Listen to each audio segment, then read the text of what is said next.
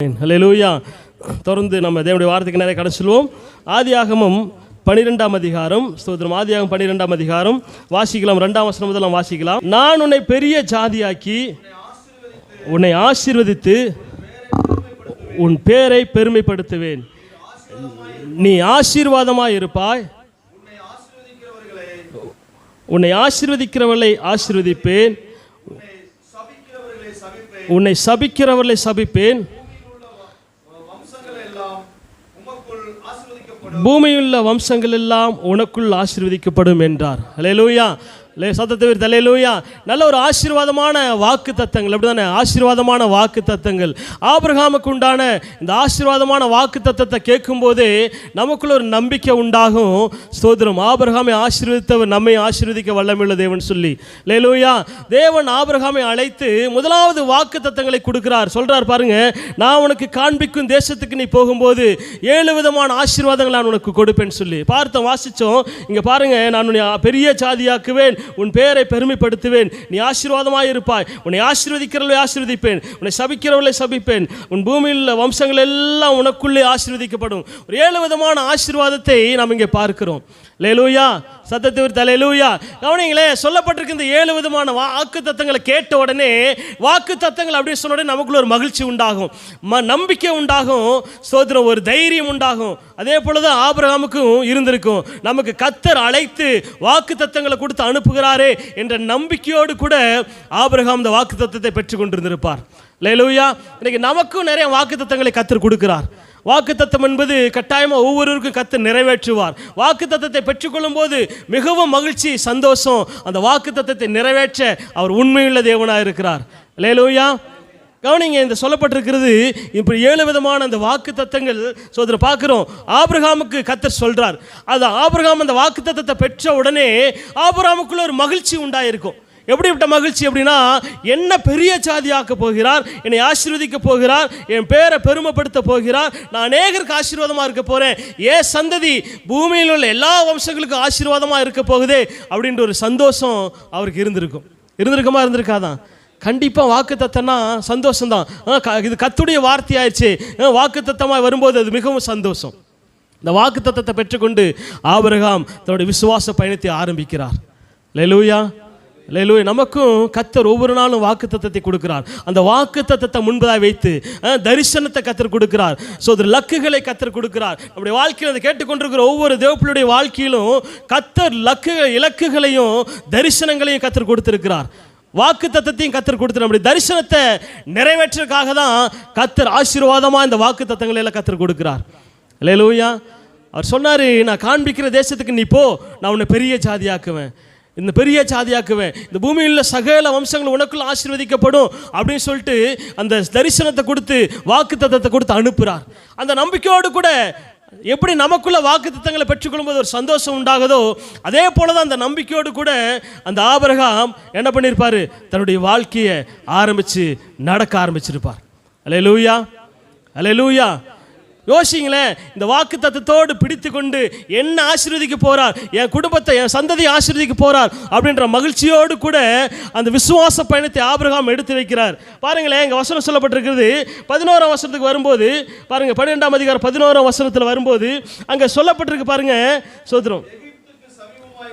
சரி, 10ஆம் வசனம் வாசிக்கலாம். 10ஆம் வசனம், அத்தேசத்திலே பஞ்சம் உண்டாயிற்று.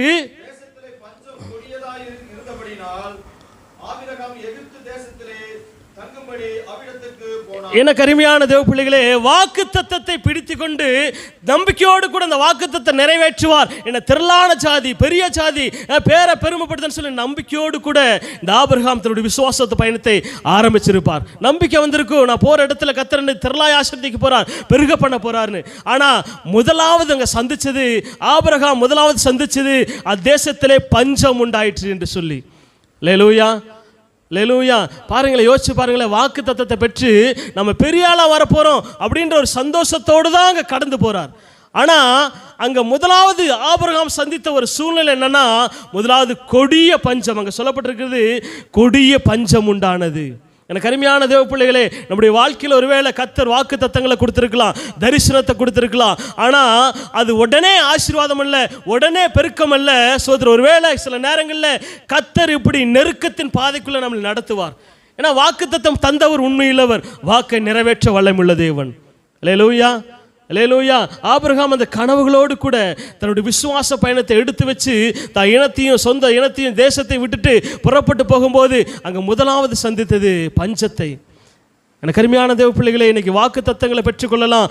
ஆனால் சோதரர், இப்படி ஆபிரகாமுக்கு வந்தது போல ஒருவேளை உங்களுக்குள்ளே நெருக்கங்கள் வரலாம், போராட்டம் வரலாம். இன்றைக்கு நான் ஒரு செய்திக்கு ஒரு தலைப்பு கொடுக்கணும் அப்படின்னா, இந்த ஆபிரகாமுடைய வேதம் சொல்லப்பட்டது போல இந்த வாக்கு தத்தமும் ஆசீர்வாதமும், அல்லது ஆசீர்வாதமும் அர்ப்பணிப்பும் அப்படி சொல்லி வச்சுக்கலாம். இந்த வாக்கு தத்தத்தை எப்படி ஆசீர்வாதமாய் மாற்றுகிறார், அதில் எப்படி ஆபிரகாம் அர்ப்பணித்தார், அந்த சோதனைகள் எல்லாம் எப்படி தாண்டினார் அப்படின்றத நம்ம என்ன பண்ண போறோம், பார்க்க போறோம். வாக்கு தத்தம் கொடுத்தவர் நிறைவேற்ற அவர் உண்மையுள்ள தேவனா இருக்கிறார். ஆனால் அந்த வாக்கு தத்தத்தின் ஆசீர்வாதத்தை பெற்றுக்கொள்ளும் வரைக்கும் நாம உண்மையுள்ளவங்களா இருக்கிறோமா? அல்லேலூயா, அல்லேலூயா. அதை தான் இன்னைக்கு பார்க்க போறோம். வாக்கு தத்தம் பண்ணினவர் உண்மையுள்ளவர், வாக்கு நிறைவேற்ற ஒரு வல்லமையுள்ள தேவன். ஆனால் வாக்கு தத்தத்தை பெற்றுக்கொண்ட நாம வாக்கு தத்தத்தின் ஆசீர்வாதத்தின் பரிபூர்ணத்தை பெறும் வரைக்கும் நாம உண்மையுள்ளவங்களா இருக்கிறோமா, பொறுமையுள்ளவங்களா இருக்கிறோமா அப்படி சொல்லி யோசிச்சு பார்க்கணும். நீங்க ஆபிரகாமுக்கு முதலாவது சந்திச்சது பஞ்சம். இன்னைக்கு யோசிச்சு பாருங்க, தேவ சமூகத்தில் ஒருவேளை வாக்கு தத்தங்களோடு கனவுகளோடு கூட ஒருவேளை நீங்க கடந்து வந்திருக்கலாம். ஆனால் இப்படிப்பட்ட சில நேரங்களில் நெருக்கத்தின் மத்தியில் கர்த்தர் உங்களை நடத்தலாம். அதன் மத்தியிலும் கூட உங்களுடைய விசுவாசத்தை விடாம ஆண்டவர் கொடுத்த பயணத்தில் நம்ம தொடர்ந்து சோர்ந்து போகாம எடுத்து வச்சு நடக்கும்போது நமக்கான வாக்கு தத்தத்தை கர்த்தர் நிறைவேற்றுவார். அல்லேலூயா, அல்லேலூயா. வசனத்தின் நிறைவேல கட்டாயமாக நம்ம ஒப்பு கொடுத்து நம்ம ஜெபம் பண்ண போறோம். நமக்கான ஆசீர்வாதத்தை கர்த்தர் நம்ம என்ன பண்ணுவார், தரப்போகிறார். கவனிங்க, இங்கே சொல்லப்பட்டிருக்கிறது, இதுக்கு ஒரு தலைப்பு கொடுக்கலாம் அப்படின்னா சோத்திரம். ஆரம்பம் அற்பமாய் ஆரம்பிச்சிச்சு பாருங்க. ஆரம்பம் அற்பமாய் இருக்குது. ஒரு பெரிய அளவில் ஆசீர்வாதம் கொடுப்பனாரு, பேரை பெருமைப்படுத்தவனாரு, திரளாய் பெருக பண்ணுவனாரு. ஆனால் முதல் சந்திப்பே அங்கே பஞ்சம் உண்டாகிறத நம்ம பார்க்குறோம். எனக்கு அருமையான தேவ பிள்ளைங்க, இன்னைக்கு ஒருவேளை நீங்களும் வாக்கு தத்தத்தை பெற்றுக்கொண்டு தரிசனத்தை பெற்றுக்கொண்டு ஒருவேளை விசுவாசத்தோடு கூட நீங்கள் விசுவாச பயணத்தை அடியெடுத்து வச்சிருக்கிறீங்களா? ஒருவேளை இப்படிப்பட்ட பஞ்சம் ஒருவேளை உங்கள் வாழ்க்கையில் வந்திருக்கலாம். ஆனால் ஆபிரகாமை கைவிடாத தேவன் உங்களையும் ஒருபோதும் கைவிடாதபடி கட்டாயமாக வாக்கு தத்தத்தை நிறைவேற்ற ஒரு வல்லமையுள்ள தேவன் என்பதை விசுவாசத்தோடு கூட விசுவாச பயணத்தை தொடர்ந்து நாம் பயணிப்போம். அல்லேலூயா. தொடர்ந்து ரெண்டாவது பாருங்க, ஆபிரகாம் சந்திச்சது 11ஆம் வசனத்தில் 12-11 பாருங்க. அங்க சொல்லப்பட்டிருக்கிறது, அவன் எகிப்திற்கு சமீபமாய் வந்தபோது அங்கே ஆபிரகாமுக்கு தன்னுடைய உயிருக்கே ஒரு சொந்தம் உத்தரவாதம் இல்லாத ஒரு சூழ்நிலை அங்கே உண்டாகிறத பார்க்கிறோம். 12-13 பார்க்கிறோம். ஆபிரகாமுடைய உயிருக்கு உத்தரவாதம் இல்லாத ஒரு சூழ்நிலையில அங்க பார்க்கிறோம். உன்னை உயிரோடு வைப்பான், என்ன கொன்றுவான், என் உயிர் பிழைக்கும்படி என்ன பண்ண, நீ இந்த ஒரு பொய் சொல்லு அப்படி சொல்லி ஆபிரகாம்